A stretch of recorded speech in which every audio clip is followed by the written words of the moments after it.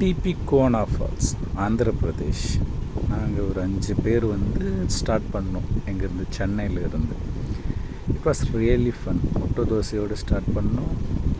அதுக்கப்புறம் ஃபால்ஸுக்கு ஒரு 3 to 4 kilometers நடந்தோம். போயிட்டு அங்கே இருந்த தண்ணியில் ஆரம்பித்தோம். இட் வாஸ் ரியலி நைஸ், நல்லா இருந்தது.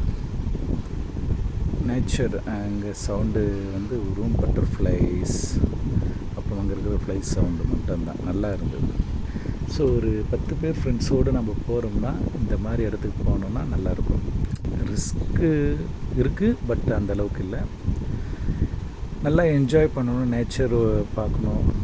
தண்ணியில் ரொம்ப நேரம் இருக்கணும்னா இந்த மாதிரி இடத்துக்கு போகலாம். தண்ணி இட் வாஸ் கிறிஸ்டல் கிளியர், நீங்கள் பார்த்தாலே தெரியும்.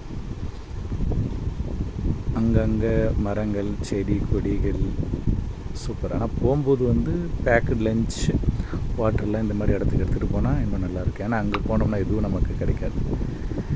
நிம்மதியாக பீஸ்ஃபுல்லாக இருக்கணும். ஒரு 4 to 5 hours இருக்குன்னா இந்த மாதிரி இடத்துக்கு கிளம்பி போகிறோம். ஸோ நெக்ஸ்ட்டு போகிறப்போ எதனா ஒன்றுனா அப்லோட் பண்ணுறேன். தேங்க்யூ.